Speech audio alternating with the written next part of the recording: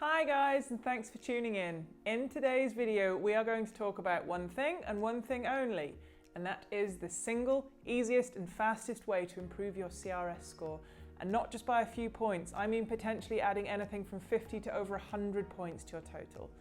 Now, if you don't know what we mean by CRS points, please check out our video on Express Entry Explained by clicking the link above. For those of you who are in need of improving your CRS points, you are no doubt very well acquainted with what points are awarded for, how many points you need. Maybe you've already tried to explore a few options to increase your points. We went through the Express Entry system ourselves when we immigrated to Canada, and like many of you, we didn't have enough points to put us high up in the Express Entry pool. So we did a lot of research on how the system worked, and in the process learnt a huge amount about immigrating to Canada. Of course, there is more than one way to gain additional points, such as more work experience, gaining a further academic qualification, getting some work experience in Canada or a Canadian job offer. But although feasible, these are all quite long-term projects, and in many cases they're not really an option for most people. So, from very much first-hand knowledge and experience, here is our number one top tip for how to increase your CRS score, as tested and proven by us. It's exactly what we did to get our point score from 445 to 487, which at the time was enough to be selected for the very next draw. And the best part is, with a bit of hard work and dedication, everyone can do it. So the number one easiest way to gain a huge amount of extra points is to improve your French language skills. Now, don't be put off if you don't have any knowledge at all of French. This is something you can learn. And if that sounds daunting, rest assured, you definitely don't need to be the next Charles de Gaulle or Emmanuel Macron. You won't be asked to hold climate change conferences or write a novel in French.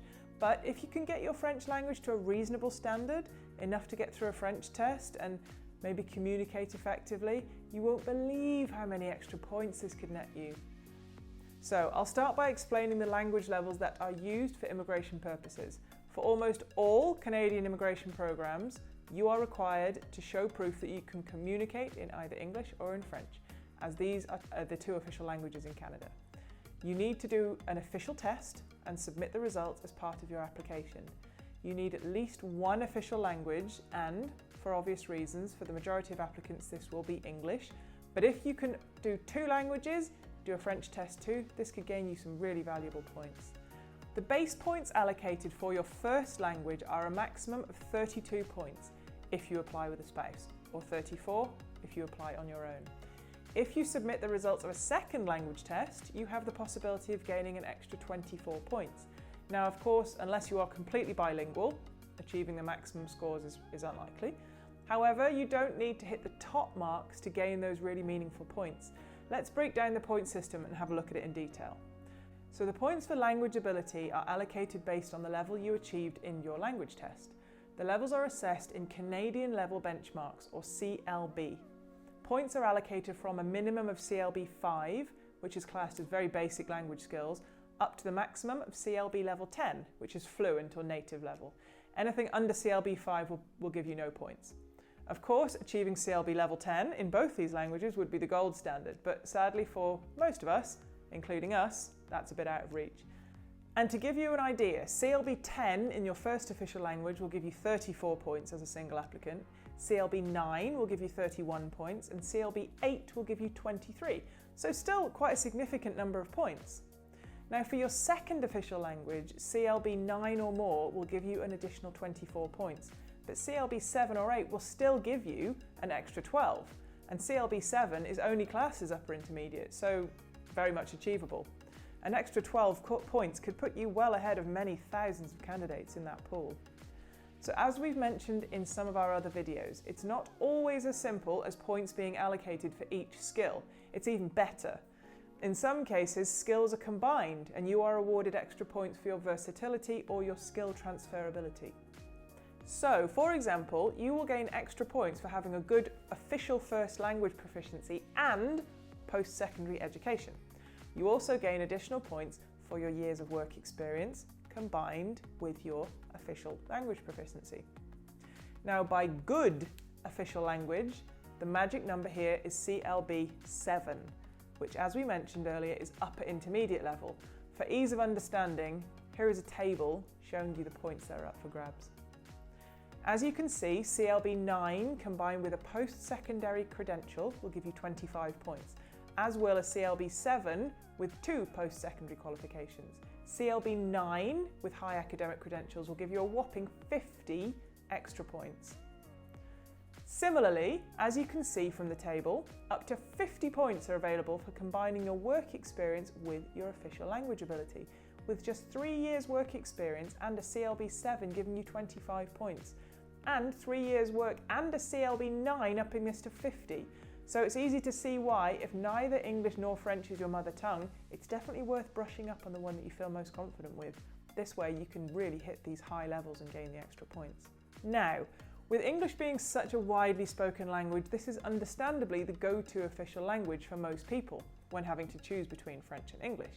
But the truth is that a lot of people studied a little bit of French at school, and while this may have been many years ago now, if you already have a good level of English, it will likely be a lot more tempting to learn French than suddenly being told you have to suddenly learn conversational Mandarin. Of course, learning a new language is never going to be easy, and some will find it easier than others, but the best thing is that it is absolutely doable, and it's an option for everyone. If you are committed to boosting your points total, learning enough French to get you through a test will be your best option. So, with this in mind, let's look at what else French can do for you. We already mentioned that straight off the bat, French as a second official language has the possibility of adding up to 24 extra points to your CRS total. But that's not all.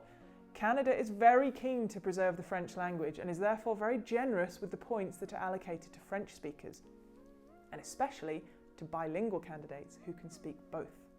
Here is where the real golden points are, and where your hard work in learning some French will be rewarded. If you score a minimum of CLB 7 in a French language test and the absolute minimum in an English language test, you will gain 25 bonus points.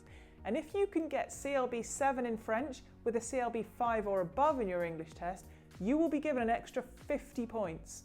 And just to show you how keen the Canadian government is to preserve this French language, these bonus points have been increased from 30 to 50 points in the last year as an incentive to attract French speakers.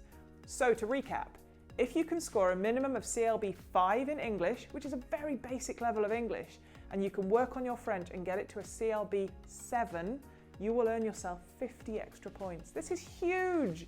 50 extra points could literally send you soaring past 40,000 people in the express entry pool. Honestly. Now, this is a 100% proven strategy, as proven by us. I already spoke a little bit of French, so when we were applying to Canada, I took a French test without any real understanding of how many points were available for me. I just assumed whatever score I got would be a bonus. The score I got gave us an extra 12 points, but it was only then that I realised how many extra points I could have earned had I tried a bit harder and achieved a CLB 7 in all disciplines. I wish I had known that, and I wish I'd seen this video back then. So I knuckled down, I bought study guides, I listened to French radio, I read the French news, I took private lessons online with a tutor. I took the test again a few months later and achieved CLB 7 in reading, speaking and listening, but only 6 in writing. Wow, was I disappointed. So the studying continued. More private lessons and a lot of writing practice, and with a great deal of hard work, in just a few months I did manage to score CLB 8 in all disciplines, which gave us those wonderful, much needed extra points and secured us our invitation to apply. Honestly, what a relief. Without French, we would never have made it to Canada through the express entry system, so I will be forever grateful for my French language skills. So I hope we've given you some inspiration on a proven way you can vastly increase your CRS score. It worked for us and it can work for you. Have you got experience of taking a language test? Tell us about it. Tell us about it in the comments box below. We love hearing other people's stories. And of course, hit the subscribe button for more great info on moving to Canada.